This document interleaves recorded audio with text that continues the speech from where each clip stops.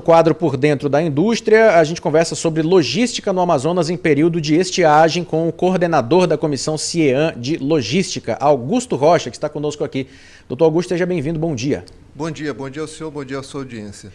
Bom, fale para a gente então como é que fica a logística da indústria nesse período em comparação ao período normal, né, em que nós temos os nossos rios em níveis tradicionais.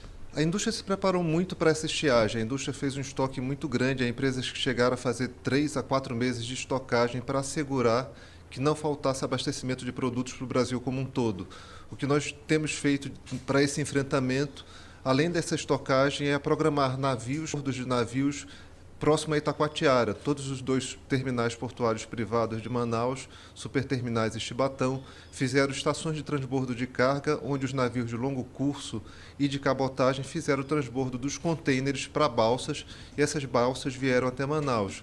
Isso inseriu um retardo muito pequeno por conta da seca, da estiagem desse ano. Mesmo que a estiagem desse ano tenha sido maior do que a do ano passado. O ano passado foi um evento extremo, gerou um custo de mais de 1,4 bilhões de reais para a indústria de sobrepreço no transporte de cargas.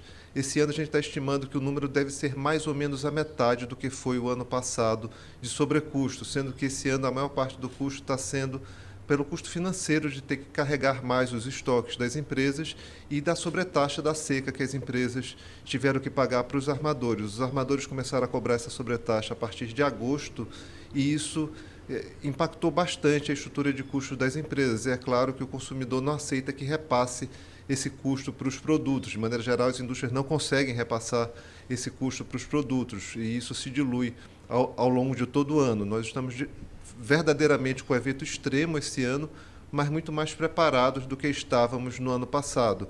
Ainda há uma preocupação muito grande sobre como vai ser o enfrentamento disso para o futuro, porque o que nós percebemos é que ainda falta infraestrutura para a Amazônia, ainda faltam investimentos para compreender a dinâmica dos rios da Amazônia. É falado como se a dragagem fosse a solução, mas nós não temos clareza se isso é a solução. Tanto não é a solução que não foi até agora a solução. O ano está acabando, a chuva está voltando, os rios começam a encher de novo e São Pedro é que vai salvar a gente mais uma vez, enchendo de água os nossos rios e devolvendo o nível de água para o normal do que nós apreciamos e conhecemos tão bem a Amazônia. Esse é um ponto que eu queria muito tocar com o senhor, inclusive, né? A questão da dragagem que o DENIT fala que vai fazer e que é um processo de 5 anos, né? Ou seja, esse ano a gente não pôde se beneficiar com a dragagem, mas pelo menos a expectativa é que isso ajude nos próximos anos. Ou só acha que não é a solução? Nós, de fato, não sabemos qual é a solução. O DENIT não sabe claramente qual é a solução, nós não sabemos a solução. A gente entende que quem falar que tem a solução, falta dados. Não há dados para afirmar que é a solução. Para o senhor ter ideia, são 500 milhões de toneladas de sedimento passando naquela região. Eu costumo comparar, eu aprendi isso com um pesquisador especializado na hidrovia do Amazonas, eu repito essa expressão dele, ele compara a dragagem como um copinho de água descartável secando uma piscina olímpica.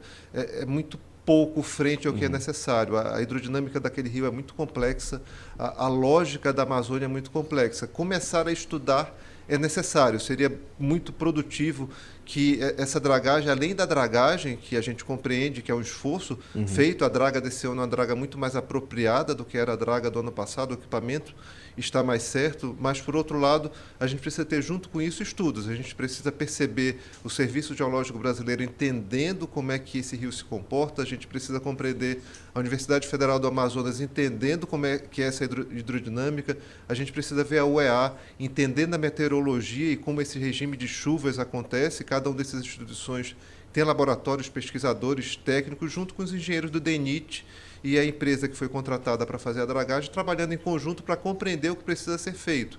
Imagine só, se para fazer uma pequena obra num apartamento a gente tem dificuldade de harmonizar o que precisa ser feito, imagine 4.000 quilômetros de hidrovia em um trecho de rio com 3 quilômetros de largura. É muito complexa essa solução para a Amazônia. A gente precisa transformar os nossos rios em hidrovias. O que a gente tem são rios e não hidrovias. E se alguém tiver a solução, por favor, apresente, né? A gente está precisando dessa... A gente precisa apresentar, mas não só o que a pessoa pensa que é, o que ela chuta que é. A gente precisa de fatos e dados e pesquisas científicas que ancorem a opinião. Porque para dar opinião é fácil, eu dou 30 opiniões aqui rapidamente de possíveis soluções, mas não há fatos e dados pesquisados em loco. A gente tem muitas pessoas emitindo opinião sobre a Amazônia sem vir à Amazônia. As pessoas olham pelo Google e fazem um monte de inferência, olham por um mapa da região e fazem um monte de inferência. Elas sequer navegam na região, elas sequer vêm até a região. E a gente tem um custo para a indústria que é muito pesado. O que nos incomoda profundamente é que o investimento do governo federal de 80 milhões para enfrentar a dragagem está muito longe do que nós gastamos como indústria. Ou seja, a indústria gastou muito mais que isso para enfrentar essa questão. O imposto arrecadado pelo gasto adicional da indústria paga o custo da dragagem. Por que a gente não faz um investimento para corrigir o problema no longo prazo?